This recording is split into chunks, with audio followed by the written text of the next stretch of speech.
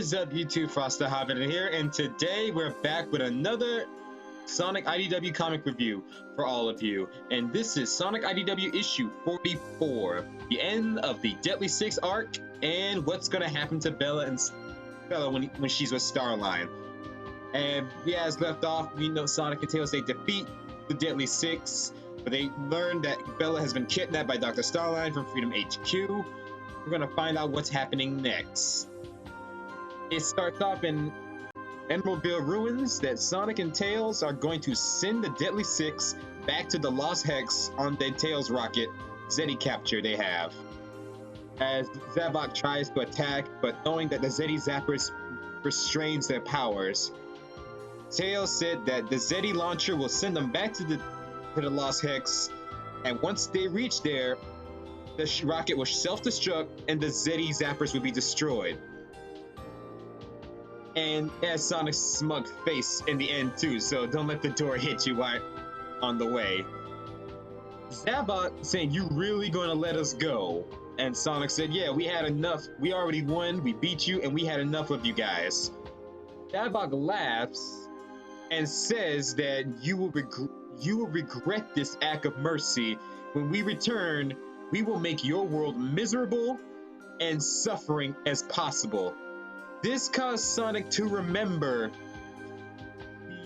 what happened when he let Eggman go. Shadow hating him for letting him go, saying that we should have killed Eggman at that village and nothing would have happened. Espio saying, "I should have never listened to you when we let Eggman in Windmill Village." Sonic regretting making Metal Sonic be fully repaired. And Eggman mocking him, saying that, "Yeah, who cares about living a relaxing life? I like to do evil things better." But knowing Sonic, he thinks about that, but he still wouldn't sacrifice his principles out of fear. "If you do come back, I will kick your butt every time." How does Zavok to say, "I respect that"? Then the Deadly Six goes inside the ship. To be fair, I guess Sonic does not want to abandon his principles. I understand that, but still, he learns, but he understands that these guys are a problem, but he still isn't going to be the guy who kills people. Remember, Sonic is not a murderer. That's not who he is. He would rather bring them to justice or put them in prison, but not kill. But yeah, these are some terrible people, and Sonic saying, "Yeah, if you come back and try to cause trouble, I will stop you, no matter what, and I'll stop you my way. I don't have to abandon my principles just to define who I am." And as the rocket ship takes off to the Lost Hex, Tails gets a report from Jules to wonder if Bella has been found yet. Sonic tells him not to worry. The Chaotix are good at what they do. They may not look professional, but they do get results. And we get back to Bella, somewhere by Dr. Starline, and he is picking her brain while wearing her hat. She wants to know what is going on. Starline said, "Finally, you're awake." Again, sorry, I was trying to sort you. What makes you special? And Bella saying that she's nothing special. There's nothing special about her. All I do is fix things and mess things up. That's it. But Starline makes this reference saying, "Oh, my dear, there is more to you than meets the eye, and we both know that." And I know, and when he says that, I just noticed the little image right there underneath Starline in the last panel. There's the Optimus Prime's matrix of leadership, because Ian Flynn has worked with Transformers in IDW, and the matrix of leadership from Transformers is there in the ship. Why is that there? I don't know why. Is he playing a Transformers and Sonic crossover? That would be awesome. I mean, that's a great reference there. Check it out. It took me by surprise when I saw that. Bella saying, "Please don't dismantle me." Starline calms her down, saying, "No, why would I dismantle you? You are unique. I would never destroy something like you. The thought of me damaging you is out of the question." and say, I admire some of Eggman's work, and she immediately replies, I am not an Eggman creation. Eggman did not build me. Dr. Starline said, yeah, that's true. I would like to hear the full story. That story about how you were created. Starline tells him that before you were created, Dr. Eggman lost due to the events of Sonic Forces. He lost his memory due to the Ruby incident. This caused him to lose who he is and becomes Mr. Tinkerer. Oh, hello, rabbit girl that looks like Bunny Rabbit. I know that's not actually her, but she looks similar to her. He found Dr. Eggman and tries to bring Mr. Tinkerer back as Eggman persona once again. Although he did have help from Metal Sonic, which let's just say which we all know what happened there. Let's say you turn him into Eggman. Starline said, indeed, only with some drawbacks of Mr. Tinker alternate design perspectives. He rambles on that Eggman creativity is what he admires. Bella yells at him, saying, you took away my father, Mr. Tinkerer. And for some reason, the computer started to activate data from her brain.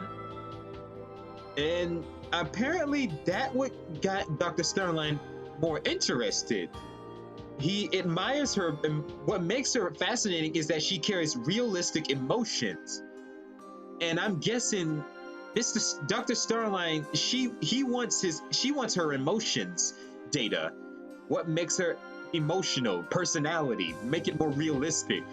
I'm guessing it has something to do with his two creations that we see in those tubes in his own lab. The characters, Surge, the Terrence, and Kit, the Phoenix. And he wants to tell her about her past. She is still upset, saying, you ruined everything. He said, please tell me more about you before Dr. Eggman does a thing. And we meet the information about her backstory, that yes, Mr. Tinkerer was the one who created her. When Eggman was Mr. Tinkerer, he was kind, sweet, funny, and loving so much. She helped fix things for the people. She was introduced by the village by Mr. Tinkerer. She felt accepted. Although I see those little dog characters that look like Mutsky a little bit. And one day Eggman vanished, which Rough and Tumble kidnapped Mr. Tinkerer. Eggman returns and he attacked the village using the metal virus. The metal virus didn't affect her because she's a robot. It doesn't affect robots. And she kept hiding because even though they're zombots, they will attack robots either way. Sooner or later, Eggman ordered them to go spread the virus all over. She was all alone. When everyone was back to normal, when Super Sonic and Super Silver saved the world, the villagers hate her. They blame her, saying that she's an Eggman spy. They destroyed everything Mr. Tinkerer created for them, and they want her to go away, even though she was trying to help fix things. They no longer trust her. They consider her an enemy, just because of Eggman.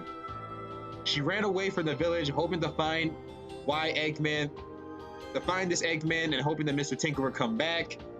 And that's where she meets Sonic and Tails at the base. I feel sorry for her. She lost someone who was a father figure, and it's kind of depressing. It's kind of really depressing for her. Ian Flynn, the writer, and Evan Stanley, they make this girl go through a lot because they want you to feel bad for this character, and it's excellent writing to help you understand and relate to her personality. And she said maybe she wanted to help fix things. She wanted to help make things better. Dr. Starline, she is excited about this. He's excited because of the data, her emotions, her personality, everything, because this will help him with his experiments of Surge and Kit, which we will later see in the Sonic IDW Imposters series.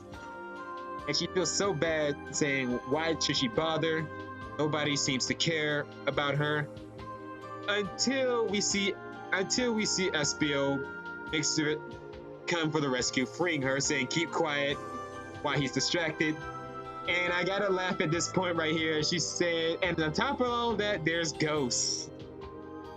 And and she realized it's Espio, and he blew her cover. I like Vector's response, saying, oh, for the pity's sakes, let's just do this. He said, give it up, Doc, you're surrounded.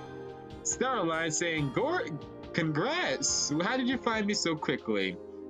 And I really like the Sonic Heroes reference. Vector goes, all part of being a good detective.